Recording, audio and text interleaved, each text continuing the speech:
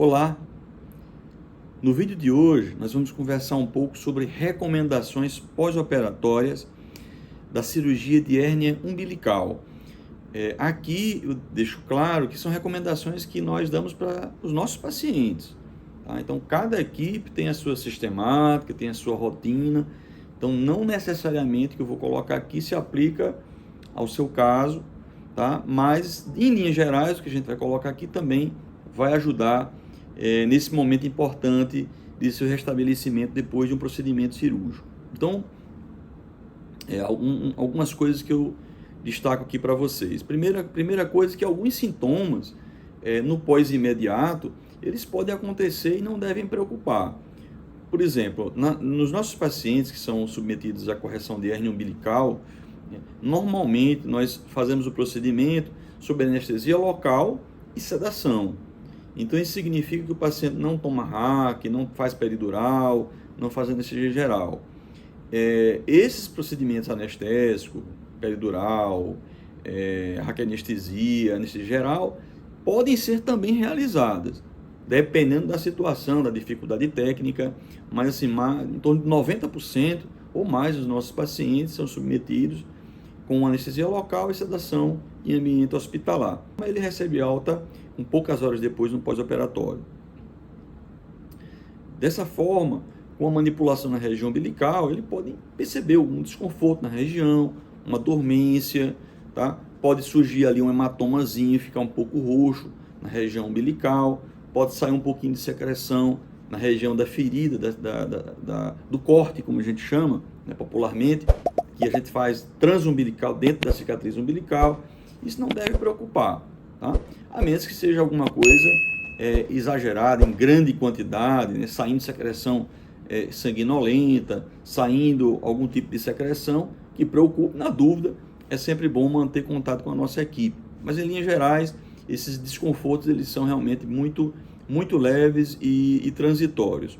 Outra coisa é com relação com a alimentação. A gente normalmente não faz restrição alimentar para um paciente submetido à correção de hérnia umbilical. Ele vai continuar com a sua dieta normalmente, sem necessidade de evitar determinados alimentos em função da cirurgia que foi realizada. Claro que é de bom tom, é prudente evitar alimentos extravagantes, alimentos muito condimentados, que podem gerar algum tipo de desconforto e podem confundir. Às vezes é uma reação ao alimento que foi ingerido, que não tem nada relacionado à cirurgia.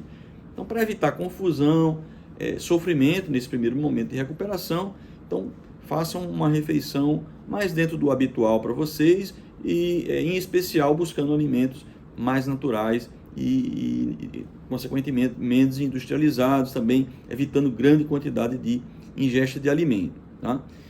Outra recomendação que nós fazemos é com relação ao esforço físico. Então, essa questão do esforço físico nos faz sugerir, de um modo geral, que o paciente ele evite uma relação sexual entre 7 e 10 dias, tanto homens e mulheres. Normalmente, após esse período, a gente costuma liberar, não há nenhum problema. Com relação a dirigir um veículo, um automóvel, a gente com 15 dias normalmente está liberando. Tá? Uma caminhada, normalmente com 30 dias a gente está já autorizando, sugerindo que a pessoa possa retomar essas atividades, e o esforço maior vai depender de qual seja. Tá? Mas normalmente entre 45 dias e 2 meses a gente já está liberando para fazer praticamente qualquer tipo de atividade. Tá? Quando o paciente é submetido a uma correção com tela, a gente costuma às vezes ser um pouquinho mais exigente nesse sentido, deixar uma recuperação, dar um maior tempo de recuperação para que o paciente possa retomar atividades que exijam um esforço físico maior. E essa relação entre o esforço físico, a demanda física necessária e a cirurgia e o próprio paciente em si, a gente vai levar em consideração para recomendar o afastamento do trabalho. Então existe um outro vídeo, está aqui aqui em cima, deve estar aparecendo o link agora para vocês, onde eu falo um pouco mais a respeito dessa questão da recomendação de atestado para o pós-operatório imediato. Tá? Uma outra coisa também é que normalmente, quando a gente faz essa cirurgia, que é habitualmente com anestesia local e sedação, o paciente pode, já no primeiro momento, despertou, pode dormir de lado, de abdômen em decúbito, né, dorsal para baixo, abdômen voltado para baixo, até não tem nenhum problema, ou para cima, não tem nenhum problema. A maneira que a pessoa se acomoda não vai gerar nenhum problema. Tá? Normalmente é dessa forma que a gente orienta o paciente e no pós-tardio, ele já em casa, ele fica da maneira que preferir. Tá? A menos que tenha sido feito algum procedimento diferente e a gente recomenda também, no momento da alta, esse tipo de orientação. Com relação aos cuidados na ferida operatória, da região umbilical, a incisão é dentro do umbigo, então o umbigo, né, uma dobra de pele, acumula secreção naturalmente. Tá? Então, é interessante trocar diariamente esses curativos. Como é que é feita a troca? Então, após o banho, remove o curativo. Tá? A gente costuma recomendar um spray de mertiolate, um antisséptico, né? Então ele já vai combater ali, fazer um controle de eventualmente alguma contaminação, evitando infecção. Tá? Pode-se usar soro fisiológico também, até a água corrente também não tem nenhum problema. Tá? Se remove o excesso de mertiolato ou de água antes, quando você lavou, passa o mertiolato, depois tira o excesso com a gase. A gente costuma pegar uma outra gase, dobrar a gase, fazer uma bolinha, colocar dentro da cicatriz umbilical, dentro do umbigo, colocar um micropore por cima, aquela fitinha adesiva que nós chamamos de micropore. E sempre que a pessoa toma banho, naturalmente vai molhar o curativo, e aí a gente orienta que troca esse curativo dessa forma que eu falei agora há pouco. Tá? Às vezes que toma banho. Se ficar muito saturado, muito cheio de secreção, escorrendo, sujando a roupa, que não é tão comum, mas pode acontecer, aí, às vezes que isso acontecer, pode exigir trocar, às vezes mais de 1, 2, 3 vezes, especialmente quando é colocado tela. A ferida cirúrgica, ela costuma a eliminar mais secreção, especialmente quando a gente coloca tela. Tá? Então, essas modificações podem acontecer conforme o caso.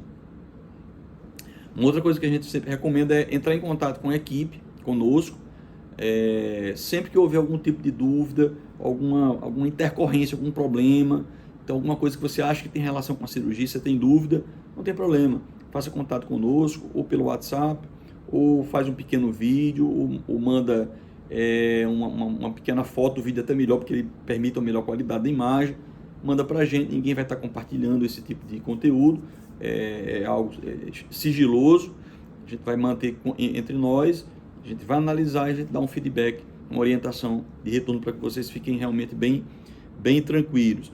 Uma recomendação também que a gente costuma dar é no retorno, quando for o caso, que não é comum uma cirurgia de hernia umbilical, a gente pedir biópsia não é comum, mas se a gente solicitou, a gente vai colocar isso por escrito, e no momento do retorno é o momento de trazer esse resultado. Sempre observar se houve ou não biópsia, e quando a gente faz, a gente solicita e orienta o paciente para no retorno levar esse resultado. Uma outra sugestão também que a gente faz é anotar as dúvidas, tanto no pré como no pós-operatório. Então você anota as dúvidas e traz para a gente, que a gente vai ter o maior prazer de esclarecer na cirurgia, no consultório. Às vezes a pessoa está com aquela dúvida e não lembra, e chega lá, às vezes até está lembrando, chega lá, conversa com o médico, não sai, puxa vida, esqueci de perguntar isso. Então anota que vai facilitar isso, e se esquecer, entre em contato que a gente vai ter o maior prazer de esclarecer.